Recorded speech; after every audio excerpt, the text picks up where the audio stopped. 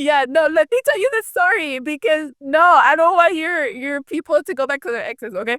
So it was like, you know what? I feel like I'm holding you back actually. So and he broke up with me. And I was like, oh, I was like, what? No. See, I was in shock. The Self Hype Podcast. What's up, everyone? Welcome to the Self Hype Podcast. Are you a high achieving baddie? Are you hustling and people pleasing like no other? Is it hard for you to set boundaries, practice self care? Maybe you're struggling in your relationships because, yes, you crush it in the workspace, but you keep dating dusty after dusty after dusty after dusty as potato.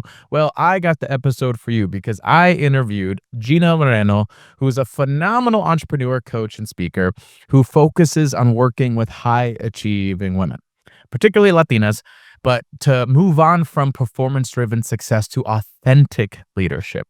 This woman has founded her own business in Empowermente. She coaches women on visibility, breaking cultural cycles, and designing lives that actually feel good.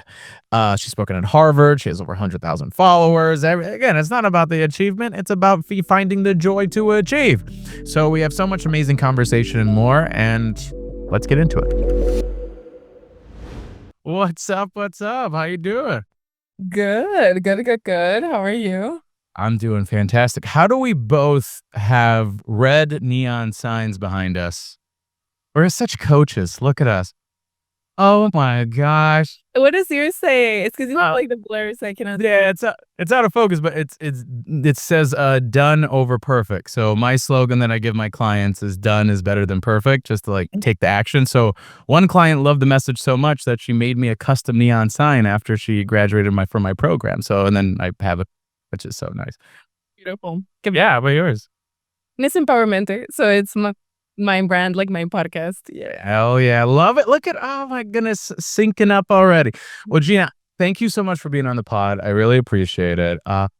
In case obviously people don't know, I met you at like the Power Rangers of Latinos that are trying to save the world with their content creation club, collective squad. Well, we went to Arizona to all meet as a collective of 25 creators to speak on economic populism and a lot of other messed up things that are happening in this country. And I just we got to sit next to each other, and you were like the only other coach in the group, and I was like, oh my god, we got to sit next to each other for coaches, which is so cool. But yeah, since then it's been great to like follow you online and see what you do, and like the empowerment and overachieving and helping out women of color, Latinas, all that, making it happen. So it just made sense to have you on the show. But welcome, happy to have you. And Yeah. Just thank you for having me. I'm so excited. I can see why it's called the Hype Podcast, and that's part of your brand because you're hype, and I'm here for it. I'm hype. Yeah, it's just a lot of it is nervousness, but yeah, that's a lot of it too. No, so I mean, I guess the biggest thing is like you coach ladies in terms of high achieving in that space. Now, I'm always curious when it comes to the coaching experience where it's like you're dedicating your life to helping other people. And we're not talking like family members, friends. We're talking people you don't even know. Like, talk us through like the story that led up to the singular moment where I'm going to dedicate my life to helping others, because that is a rare pursuit. So, Yeah. No, and it's so cool. Honestly, I feel I don't have enough coach friends, so this is great. I do feel like the industry might have a lot of stigma because of like past occurrences that people have and things like that. So it's good to find good coaches around. And yeah, so it all started in 2020 as many people. It was a pivotal time in my life. So at that point, I had done everything right. So I don't know if you know, but my background is engineering and tech. So I feel like I did a very hard pivot. Like I'm very, very hard. Up to that point, I think I had done everything I was supposed to do. And I was type A person, just doing everything I was supposed to do. yeah. Let me just give you a quick timeline, okay? I graduated with my bachelor's when I was 21 years old. I like traveled maybe like 17 countries by the time I was 22. From growing up low income, okay, you have to understand the context. From growing up low income, being first gen, so I was like hungry to live life, okay. And so then when I was 22, I had a TED talk which was about empowering women in STEM. And then at 23, I graduated with my master's and I got my dream offer working in big tech.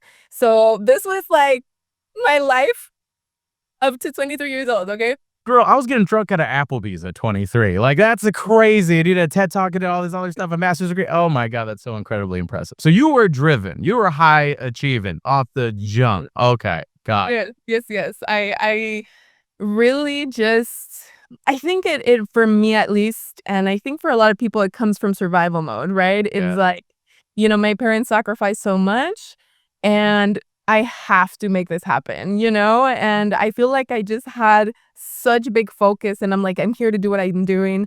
And at the same time, don't get me wrong, like I still did things that I enjoyed, I've always been a reggaeton fan. I've always been, fun parties and things like that. But I think I was like really focused.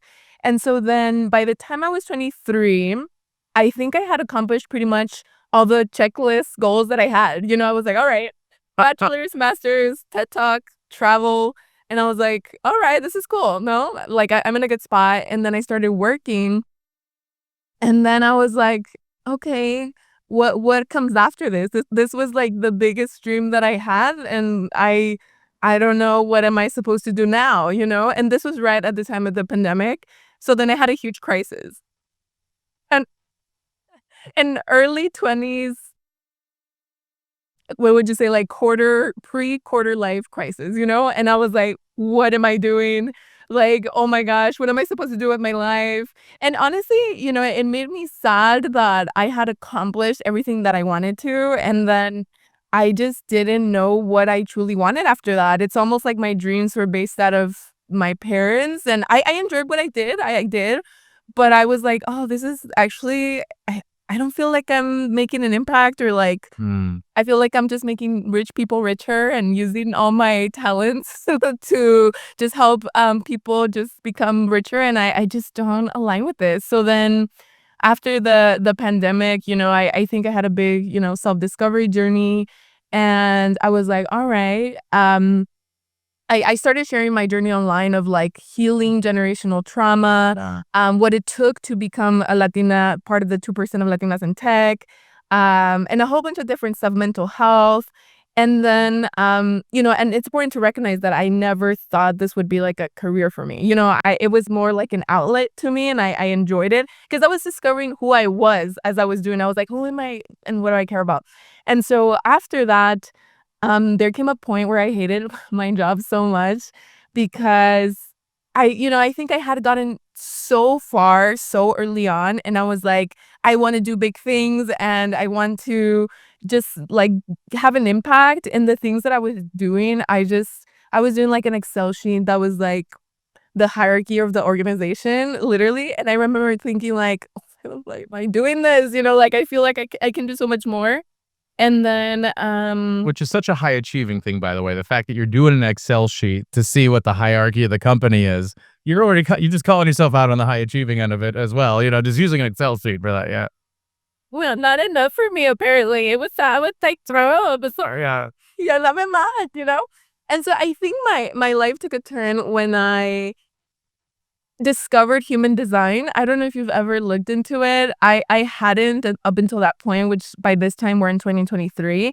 And it's pretty much like human archetypes of what you're meant to do in life. And I have never been like a zodiac person or anything like that. Yeah.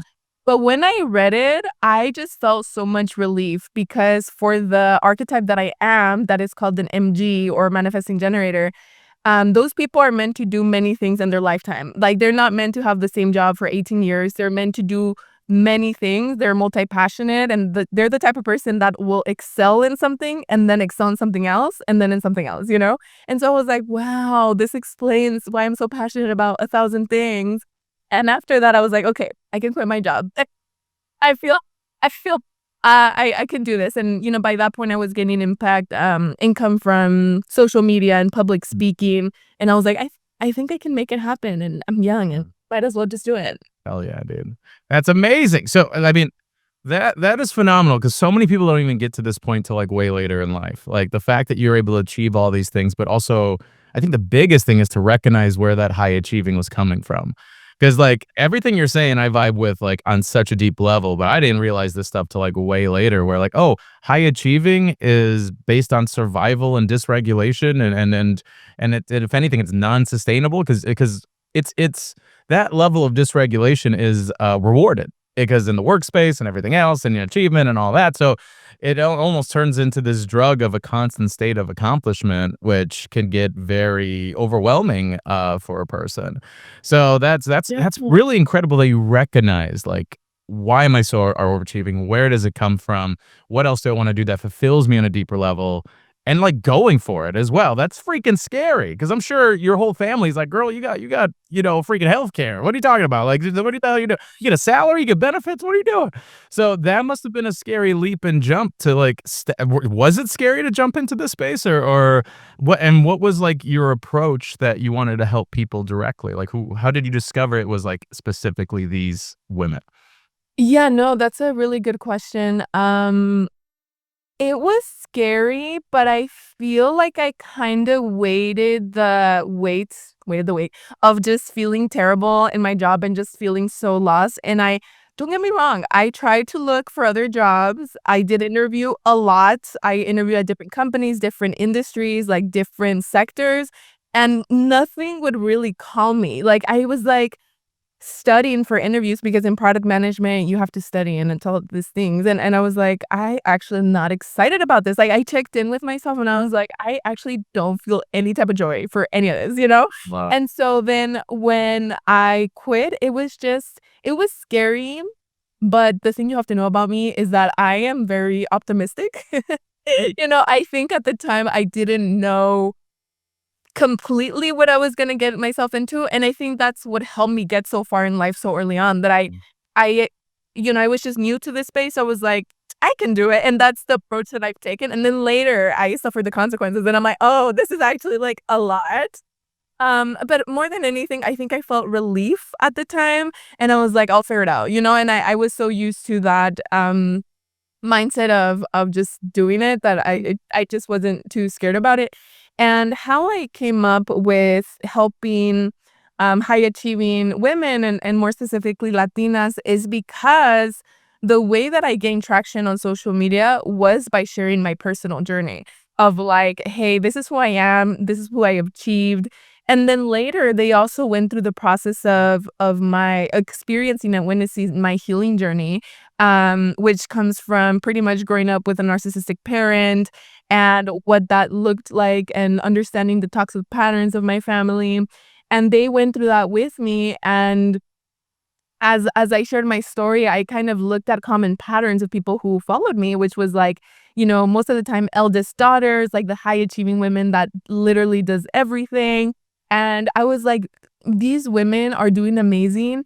And there's just a piece of them that they haven't completely seen, which is the part of like, hey, like, if I didn't have to do all of this, if I didn't have to do this to survive, if it money weren't an issue or maybe time, what would I truly do with my life? Like, truly, like, if I had the option, which most of them do, by the way, because they've achieved a lot and they have that privilege, um, yeah, what would I do? And I think that that question can send anybody into a spiral if you're not in that position, and so I was like, I wanna help women discover what that is and help them through the process of actually building it because that's what I did in my experience. That's amazing, and it really shows with your content. Like you are the living, breathing byproduct of what you've experienced, what you've gone through, and like helping women like handle all those things as well. You know, like what do you notice as like the most common topics or struggles with like high achievers, like and like high achiever Latinas and everything that you've gone through? Like, what are you typically kind of holding their hand through, or like kind of showing them, or common patterns that you've seen that come up when working with people? Yeah, I love that it's 50% inner work and mindset, and then 50% strategy and the physical and the tangible. Because as they take the first step to do something they've been wanting to do for a long time or that it's in the back of their head, they start to realize why they hadn't done it before. And it's all these limiting beliefs of like, who am I, you know, if I don't put other people's desires first or others people's expectations first? What happens if I actually invest my time into myself Yeah. and into something that I want and for my future. And, I think it goes back also to being first gen and kind of like letting go of the expectations of not just our parents and our family, but like society as a whole, as women, of what we're supposed to be. And there's also a protection mechanism of like, well, if I don't have all these things, if I don't have the achievements and I don't have all these things, like, who am I underneath all of that? And I think I guide women through that process through like doing something. And most of the time, it looks like either starting content creation or starting public speaking, or starting like a mission led business.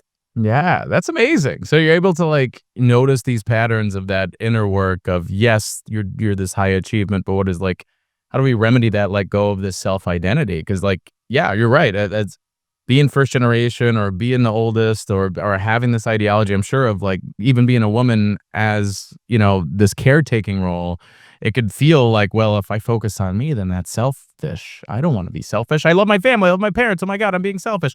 And it's an identity that people could carry for a very long time that it sounds like you could still achieve and do a bunch of cool things while also taking care of yourself. Is that possible, Gina? That even is that or is that crazy? That's like Yeah, I think that's the challenging piece, and for the clients that I serve, most of the time, they're multicultural, so it's balancing that collective mindset of putting your family first and their needs and everything, and then the individualistic U.S. mindset that it's like your dreams and you have to do whatever it takes, and I think there is discovery process and a creation process of your own values what feels good for you. And I'm working even with moms now, which I am not a mom, and they struggle with that too because now it's the same patterns they're carried through their children, and they're like, well, I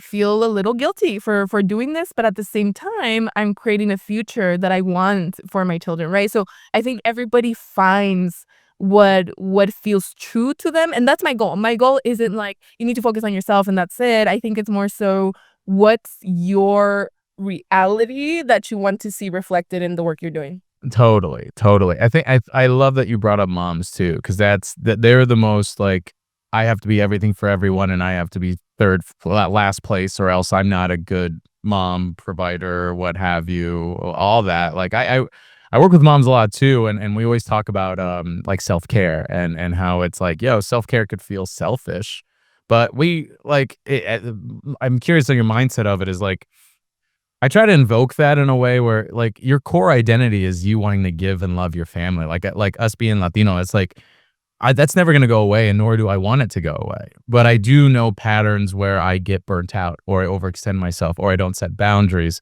where then that could create resentment, and I could get like angry, or I want distance, and that defeats the whole purpose of me loving these people to begin with. So it's like with that self care thing, it's like a burnt out, angry mom is just like, I mean, you need to take this time for you, but also you're never gonna lose that part of you. So it's cool that you like nurture. You're not getting rid of it. Like you're nurturing it and creating a healthy relationship with it, which is really cool. Because I think a lot of people think like, I have to get rid of this part of me. I'm like, no, you could embrace it in your own way. Write it, look at it, see the parts that serve you. And another thing to know for me is that I do have ADHD on top of everything. I think it makes sense why I have lived the life that I have lived. I think if you looked at ADHD in women, sometimes they can be impulsive with their decisions, and I'm like, oh, the math they know. And but with that, I chose not to go on the medication route, and therefore I had to come up with a formula that would work for me. And part of that formula is pretty much self care. And the way that it looks like for me, it's like the foundation is como que okay. You have to get movement every day. You have to take care of your meals. You have to drink, the 2 liters of water a day. So like I have these non-negotiables. Sleep is super important to me. Like 9 is my sweet spot. Oh, is that good for you? Like, Jesus. It's my sweet spot. So I feel like I have set these kind of they're not very rigorous. They're more so sturdy guidelines for me to like take care of. And then after that, I think everything is negotiable. It's like, okay, there's going to be seasons where I can focus more of my time and energy and love to like a certain family member or even friends or things like that. And there's other times where I cannot and I need to prioritize other things. But I think the foundation never changes for me because if I don't have those basics, if I don't have those basics, it's not gonna be pretty. You know? Yeah, that's I right. I get irritated really quickly, and I'm not giving people what I wanna give them, you know? Yeah. And if I chose to put them first before my needs, I'm really not experiencing our relationship in the way that I want. Yeah. That in itself is like so commendable is that you take the time to slow down to even notice your patterns. Like it could be so go, go, go, go, go at all times. So for you to even like check yourself and notice those things and be like, I need to do this in order to be the best I can for the people that I love. They deserve the best of me. And it takes that slow down or taking that time for self-care. So incredibly crucial. It's so incredibly crucial. I explain to my clients too. It's like if I didn't do self-care and you jumped to my coaching call, I'd be like, "Hey, everyone, welcome to the Self-Hype podcast. How's it going?" You need that, which is so incredible. Okay, I got a question for you though, Gino. We talk about relationships a lot here and dating and all that stuff. I'm so excited. Okay, sorry. So, and I'm very curious on your mindset of this because I end up working with a lot of high achieving women. I'll see women that say, "Oh, I'm a CEO or I'm an executive level or I'm like working hard and I'm like I'm doing so well," but their love life is in shambles, and it's with a guy who does not match their work resume in the slightest. So I'm curious about your thoughts on like in terms of high achievers and what are the commonalities or traps they find themselves in, and why, and how to navigate that space as a high achiever. Oh my God, I'm so excited. I've never talked about this. I have never talked about this. So I'm so excited Love.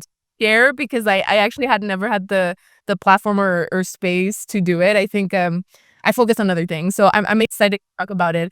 Um there is a relationship between high achievement and self-worth many times. You know, sometimes we work really hard because we're trying to prove that we're smart and capable and that we're worth it at some levels. And I don't want to say that's a rule for everyone, but I think for many of us, that's how we lived life.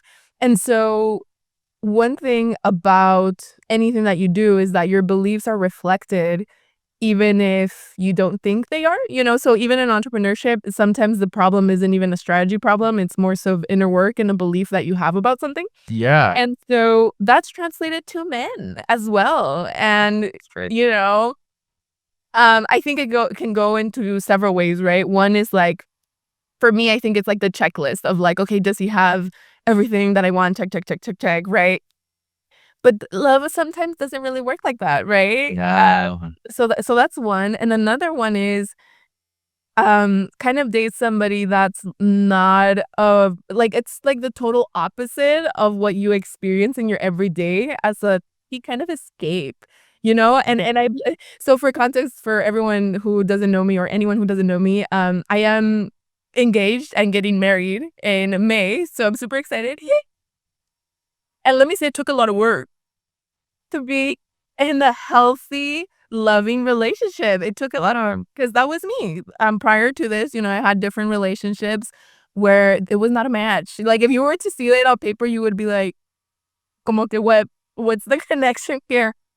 And I also was the person who also dated somebody for the checklist reason of like, oh, he's equally successful and all these things, but just the heart wasn't completely there, you know? So I think taking that alignment piece to relationships as well. And for me, you know, my biggest thing was learning to accept love.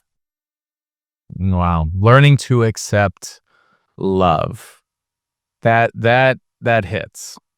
Because you said something that was pretty profound of like, because there's this seeking of self-worth towards a boss, and that could lead to higher salary and better positioning and all that. But seeking of self-worth with a partner could then that dynamic in itself is very unhealthy. So you saying like that love, like I guess I'm curious of like I ask the question of like why this partner? Like how did you get out of your own way to receive this different type of love, hearing all these other experiences? Yeah. And I went right to it. Listeners are gonna be like, "Wait, what?" Yeah, definitely the piece of learning to receive, right? Just the person who I think my default is like, I'm gonna do this myself and I'm independent. And still to the day, I think it's like a pretty default setting in me for things. Then not asking for help is also a common trait in high achievers. Um, I think for me, it was understanding that he wasn't trying to like, he didn't have, like, a negative agenda of any time, right? Like, he wasn't trying to prove anything or anything like that. He legit just showed me his love through actions, through the way he treated me, and when we started dating, we lived in different cities, and so I could see it through his effort, Yeah. um, and I think it's a process of kinda like milestones, where like, oh, like, first you do something and accept something small, and then you're like, Okay, is this safe? Is this okay? Am I breathing? Am I alive? Okay." And then you move into bigger things, and, something that really resonates with me is Gay Henrik's. I don't know if you've ever read the book, The Big Leap, and it talks about the upper happiness limit that you set for yourself. And so I think that's a book that really impacted me because then I reflected in my relationship as to like, am I being defensive because this man is trying to hurt me or do something that to purposely damage me?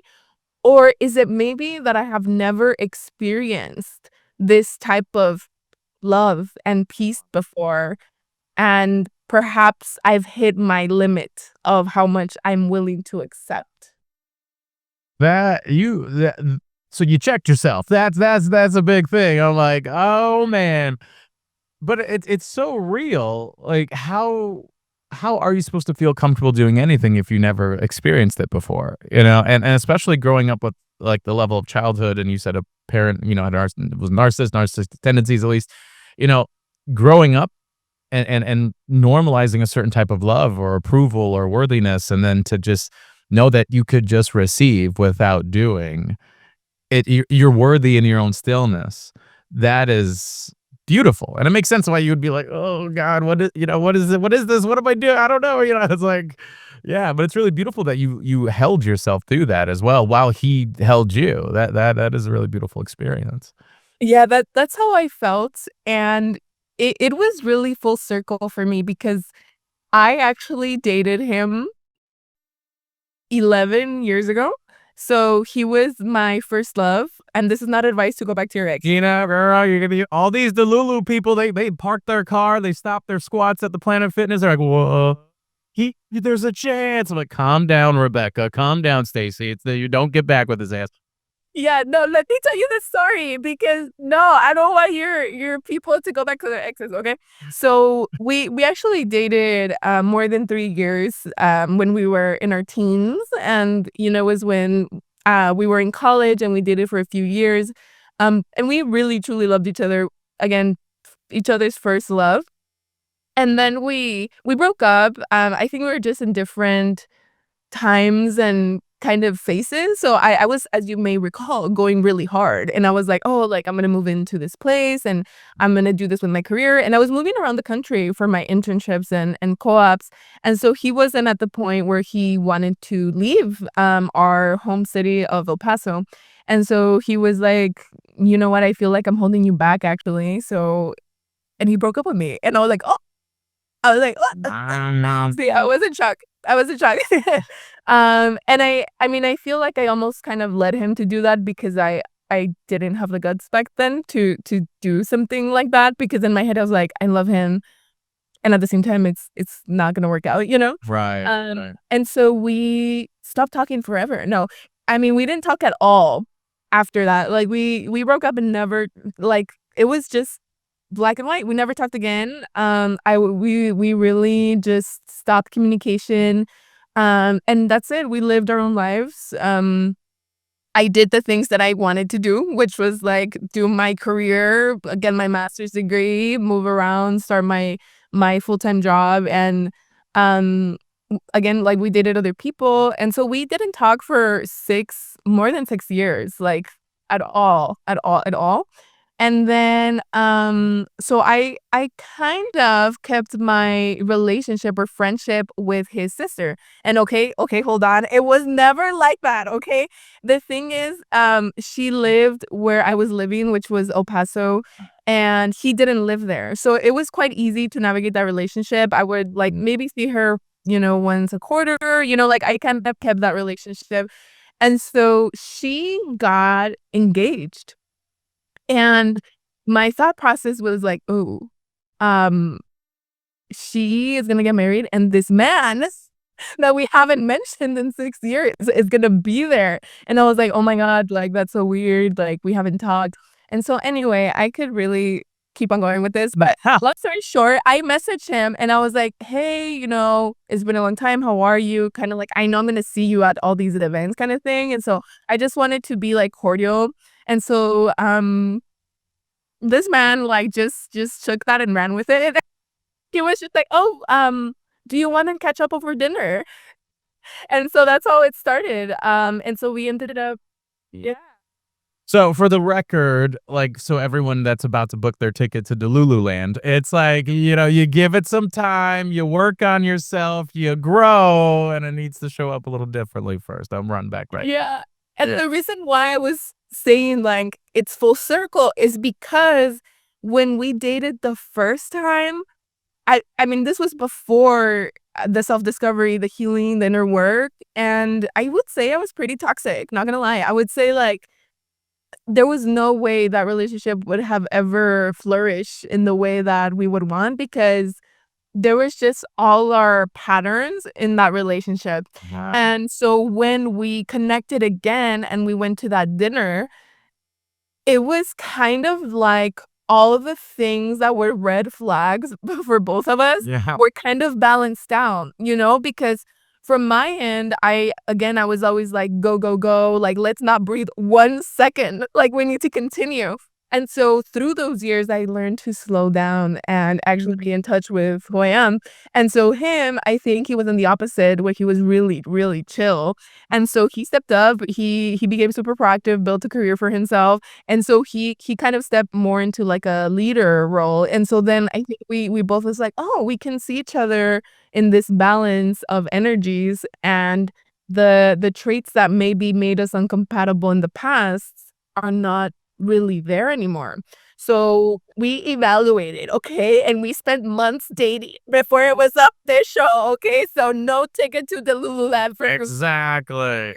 Well, that was what I was curious about because I'm sure a lot of women want to know, like, because a lot of women probably even feel bad for being high achieving, go, go, go, people pleasing, whatever. They could feel that, like, maybe no one has appreciated me. How do I know if a partner appreciates me? Like, I guess, how does he lift you up? How does he ground you? How does he, like, where does your high achieving, that part of you, come into play in the relationship where it feels like it's not a nuisance or you're too much, or like what does that kind of look like, I guess?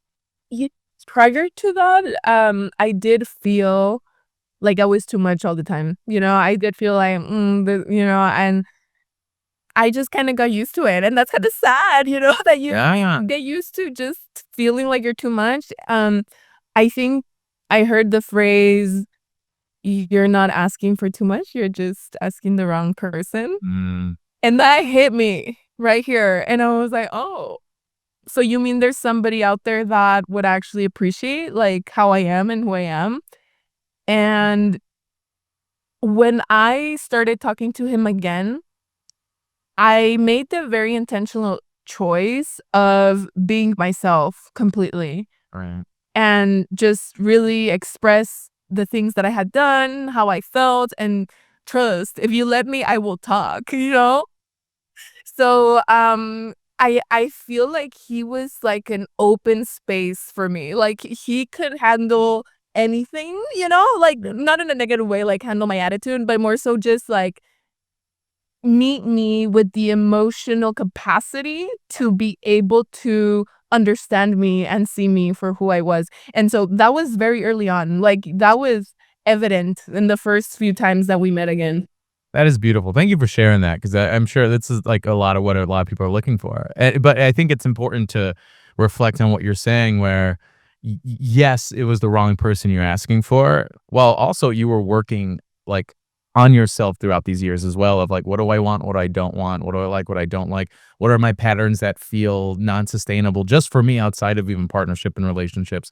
Because there could be like a lot of like, you are perfect. No, you're a human being, so you're kind of a pain in the ass. But you need to find your pain in the ass that loves you for who you are while also working on yourself. Because he had to step up too. That is the only way this could have worked. So that's really beautiful. Thank you for sharing that story. That is remarkable. I'm so proud. Oh my god, where's it gonna be? In real quick, what's the wedding like? What's the vibes? Is it big? Is it chill? Is it a destination wedding? What are we looking at? Sí, sí, no, thank you. And anybody who is single and you're feeling like there's nobody out there for me, trust me, Yeah. there is. Because I had lost that phase. To be honest, I give up. I was like, all right, I guess I'm just meant to be single. Yeah. And I met him like a month after that again. So I was like, well, surrender does incredible things. Right. Um, the wedding's gonna be in Mexico. So it's right across our border town. It's called Juarez, Chihuahua. The vibe is like spring, very colorful, very vibrant, hacienda, just like outside. So yes, it's all yeah, I guess medium. We're having 150 people. I don't know if that's considered a lot or little, but little for the traditional Mexican weddings of I was like. gonna say for a Latino wedding, that's pretty small. That's a yeah, all the it's like that's just the cousins right there, the 150. That's really what it was. Well, that's fantastic. Well, yeah, that's awesome. I can't wait to see the photos and stuff. So in terms of like, say you're coaching, I'm curious. Is like, say I'm a new client and I like want to work with you. Like, how do I start? What are the core principles in the Gina sphere, if you will, like that you want to focus on immediately in terms of that new client? Like what's kind of the pathway you hold their hand and what are the kind of principles that you really want them to adopt in order to be successful? Yeah, that's a good question. I think it depends on what part of the journey you are on. Like there's different I see it as like a little spectrum, right? Sure. And in the very beginning, it's like that crisis moment of like I might not be living the life that I want to live, right? And Yeah. if you're starting there, it's more so of a self-discovery process through doing. Mm. So it's like what am I drawn to? Like the connecting to the self, right? Like what calls me? How can I learn what is actually coming from my heart and that I actually want to do versus not what's coming from the outside, right? So it's really connecting to that inner voice. Yeah. If you already have done inner work and you're like, okay, I know what I want to do, or I know that I want to do something, but I just don't know how it's going to materialize, then it's more so of choosing a vehicle that's aligned with you, right? And for me, those vehicles are creating content or having a personal brand. It could be coaching, it could be like public speaking. So it's kind of doing small tests or experiments to see like okay, this is the medium or vehicle that's aligned with me and I am actually so excited, right? And I think a big piece of my work is the alignment piece because I think you can find a lot of business coaches that can help you do something 0 to 100 or 0 to 1, but I'm not that type of person. Like, I'm not the type of person who helps you build a laundromat, right? Like, unless you're passionate about laundromats, by all means, then I will help you that. But I'm the person who helps you create something out of your own experiences and, potentially gain income or make it what you make out of living. So Yeah. that's kind of like the process that I take. It just depends where you are. And then I think after that, it's choosing like how you want to approach it in a way that's sustainable for you. Okay, that's what's up. Yeah, the sustainability is so key, and the alignment and sustainability is so crucial, which I absolutely love that you hit on and focus on. What's the big picture? Like, what? Because you're Miss High Achiever, TEDx talk, 2% when you were like, 12 years old, and now, what now? It's like, like you achieved so much already, and now you're in this new venture of this coaching. Like, what is the vision? And I guess what I'm curious about is, how are you navigating this journey in terms of success differently than you did prior when you were in tech? Yes. Oh my god, that's such a good question. Because for the longest time, people would ask me like, "What's your legacy? What's your 5-year plan?" And I'm like, "Y'all need to settle down right now." Like, it's a big question. I would say right now, first I'll tell you how I'm measuring my success, Yeah. and then second of all, what's my vision. So in terms of my success, I think the first thing is my joy. Mm, My parents sacrificed and suffered enough. I'm the first one in my lineage to have the privilege to do what I want to do. yeah. And I truly don't see why I should be doing what I'm doing if not I'm not enjoying it. Yeah. And of course, there's gonna be pieces that are not perfect in what we do, but for the most part, I wanna enjoy what I'm doing because I deserve it and I wanna be happy, you know? So that's the first thing, como always be in alignment with my joy. That's how I measure success. And then the second piece is probably como que how I'm impacting people, is it aligned with me, you know? And since I was doing very, I would say soul-sucking work beforehand, I think it's like, okay, am I actually impacting people? In what capacity and to what extent and how many? That's another way to measure success. And I think that in it about itself, it also translates to money, right? Like if you're impacting and able to help more people, then you will get more income. And I do believe good people deserve money. You know, they deserve to make a good living because if good people have money, then good people have power and we can create a better society. So definitely don't shy away. I don't shy away from making money or like just having a standard to my revenue and income. I love it. Oh, that is beautiful because it's like you didn't say title or you didn't say this like number or say the typical what counts as success or achievement. Like, I want the car, I want the house, I want this. You said joy, which is so beautiful to receive and hear. Where it just, I felt like oh, what permission to give yourself to actually enjoy this life. And while still being in the pursuit, but seeking that joy. And you said something beautiful too that I think is really our superpower in being Latino in this community is like you got to see and experience firsthand what that past generation has done, the struggle of all that. So we feel like we have to struggle as well, but they've done that so we can enjoy joy, and it's almost ancestral joy where we get to experience joy for everyone that came before us that didn't have the privilege to. So there is something incredibly beautiful about about what you said, and I love that reframe of how you're navigating this chapter of your life. And that money's coming because I see it, girl. It's fantastic. I love it. The opportunities becoming, you know, you become magnetic and it sounds so freaking cheesy, you know, because people are like, what do you mean? What does that even mean? What is, Yeah. you know, how is joy translate to real life?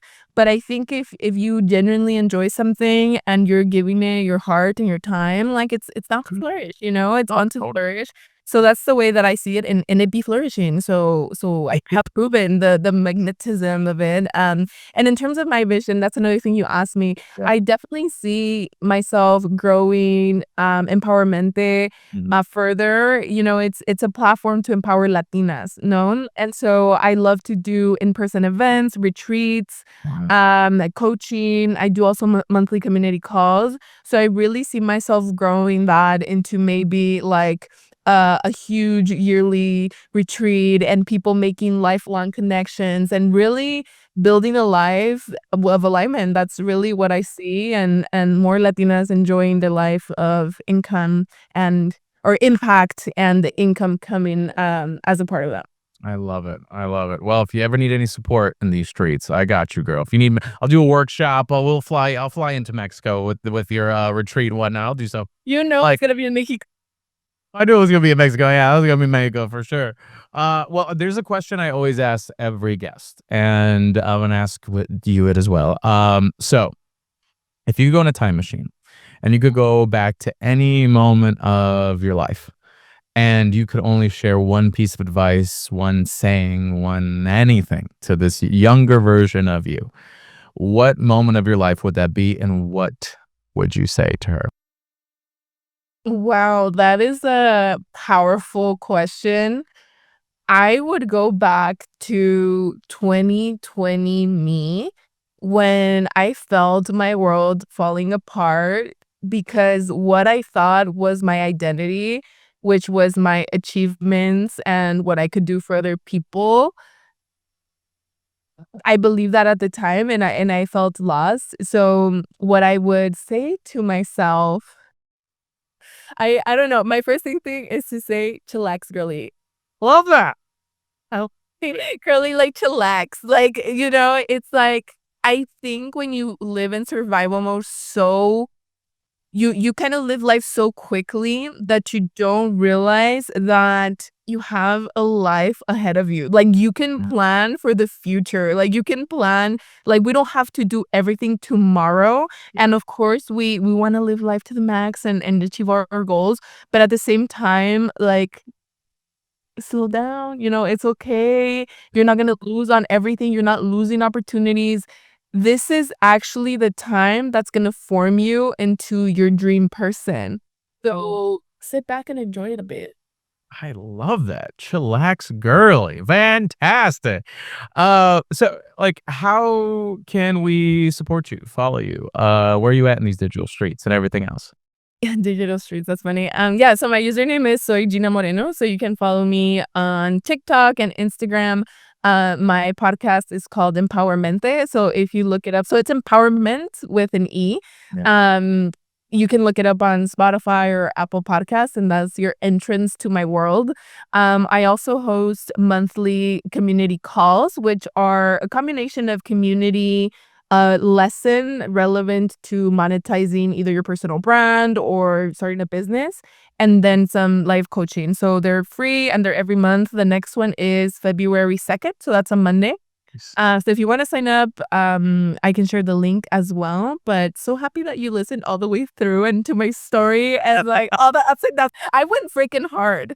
I think you should put a warning in the beginning. You should be like, this is gonna be like an intense episode. I think it's all right. I'm like, I'm gonna tell you everything right now. Oh, it was so fun, and we'll put all your links in the show notes too, and all that, so people can follow you and check you out. And no, I mean, I just want to thank you for being here, and I'm so proud of you. And being a woman of color, being Latina, going through what you've gone through, seeing what you've seen, and making the choice not only to progress and turn that into achievement for your family, but make the decision to help others in this process too. During 2020, which was the most unstable time and moment in human history, it says so much about your character. So I'm so glad you exist, and I can't wait for you to walk down that aisle and say I do to this man and just really sit with how much work you've done to be in this moment of your life, because you deserve it. So I just want to say thank you for being a part of this episode and being a part of this community. And anything else you'd like to share before we wrap up? Well, thank you for having me and giving me the space to your platform. I don't take it for granted. Mm-hmm. Thank you to everyone that listened to my story. I would be happy to connect with you. And, if you're going through a hard time, if you feel maybe, I think people who listen to your podcast, they might be in a place where like, oh, I don't know if there's anything better. And that's how I felt for a long time. Like, how does this even get better? Like how I cannot see it. Just put the intention out there. Like, show me, brain, show me if you're like a scientific person. Universe, show me if you're a spiritual person. Show me how it gets better. And you would be surprised how it does get better. I love that. Thank you for that last value that you gave. Thank you so much. I appreciate you, Jada. What is up, y'all? I hope you guys enjoyed this podcast episode. If you want to know more about Gina, check out the show notes. It's all right down there.